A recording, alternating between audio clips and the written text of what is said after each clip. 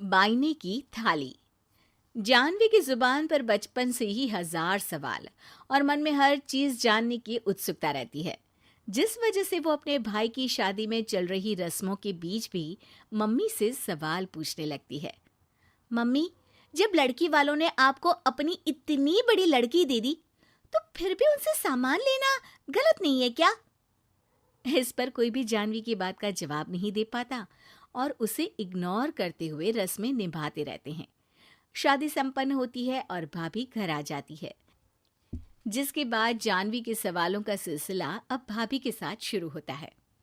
भाभी, मुझे आज तक एक बात समझ नहीं आई, हमेशा सारे बलिदान वाले काम लड़कियां ही क्यों करे?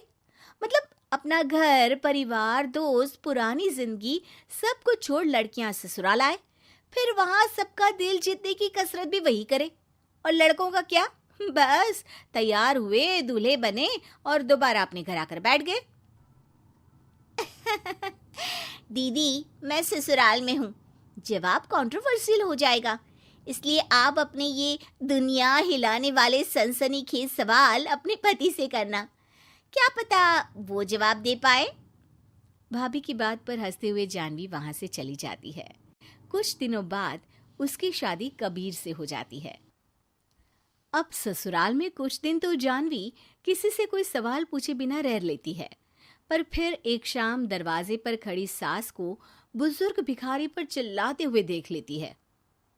अरे मुझे पता है तुम सबके पास खूब पैसा होता है, पर फिर भी हम जैसे शरीफ लोगों को परेशान करना होता है, और फिर जब कोई पैसे ना दे तो तुम उसका खून भी कर देते हो। क्रिमिनल होते हो तुम सबके सब। अब जाते हो यहाँ से या पुलिस को बुलाऊं? ये सब देख अब जानवी खुद को रोक नहीं पाती। मम्मी, वो आपसे भीख नहीं, खाने की मदद मांग रहे हैं और आप उन पर इस तरह से चिल्ला नहीं सकती। आखिर ये भी तो एक इंसान है, और वो भी आप और मुझसे उम्र में बहुत बड़े। बाकी किसी चीज का नहीं तो कम से कम उनकी उम्र का ही ख्याल कर लीजिए।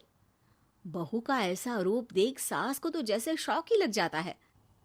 जानवी भिखारी को खाना देकर वहां से भेज देती है, लेकिन इसके बाद से ही सास का उसके प्रति रवैया बदल जाता है। मुझे तो लगा था बहुत शांत बहू लेकर आई हूं, पर ये तो पूरी ज्वालामुखी निकली। अरे इतने दिनों से ये रंग क्या एक भिखारी के सामने अपनी सास की इज्जत उतारने के लिए छुपा कर रखे थे? और कौन से रंग बदलना सिखाकर भेजा है तेरे माँ बाप ने तुझे? मम्मी जी, रंग का तो पता नहीं, लेकिन मेरे मम्मी पापा ने मुझे हर ढंग में गलत के खिलाफ खड़े होना जरूर सिखाकर भेजा है। बहू का जवाब सुन सास गुस्से में वहां से चली जाती है, जिस पर पीछे खड़ा सब कुछ सुन रहा कबीर जानवी के पास आता है। जानवी, मैं मानता हूं तुमने जो किया अच्छे के लिए किया, पर मम्मी से ऐसे नहीं बोलना चाहिए था।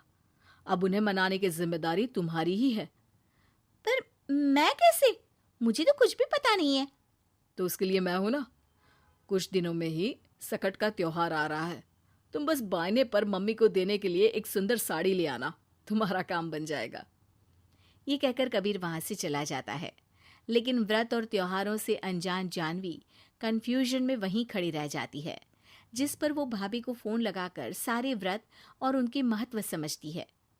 और उन्हें जानने के बाद वो बाइने की साड़ी तो खरीद लाती है, लेकिन इसी के साथ उसके मन में अब नए सवाल पैदा होने लगते हैं। इसी तरह सकट के व्रत का दिन भी आ जाता है। हे भगवान, एक तो सुबह से भूखी, ऊपर से ये सवालों के बुलबुले पेट में उठकर और तहलका मचा रहे हैं। अब क्या करूं, किससे पूछूं? जानवी अपने आप से ये सब बोल ही रही होती है कि सास और कबीर उसके सामने आ जाते हैं। बायने और पूजा की सब तैयारी कर ली? हाँ जी, वो तो कर ली, पर क्या पर? फिर कोई सवाल है? पूछ लो, कहीं पेट में उसे रखे रखे एसिडिटी ना हो जाए। ज्यादा कुछ नहीं, बस पूछना था कि जब ये व्रत बच्चों और दाम्पत्य जीवन की सुख शांति के लिए होता है, फिर इसमें व्रत सिर्फ हम लेडीज ही क्यों रखती हैं? हिस्सेदारी तो दोनों की होती है ना? जानवी की बात सुन इस बार तो सास भी सोचने पर मजबूर हो जाती हैं। ये तो मुझे नहीं पता, और ना हमने कभी किसी से पूछा। बस जो बड़े बुजुर्ग रिवाज बना गए वही चल रहे हैं। इसकी भी कोई वजह जरूर होगी। अच्छा, और ये बायने की वजह? अब बायने से तुम्हें क्या दिक्कत है? नहीं नहीं, दिक्कत कोई नहीं है। बस सोचती हूँ कि अगर व्रत बच्चों या पति के लिए होता है तो हमेशा हर चीज का गिफ्ट सिर्फ सास को ही क्यों मिलता है?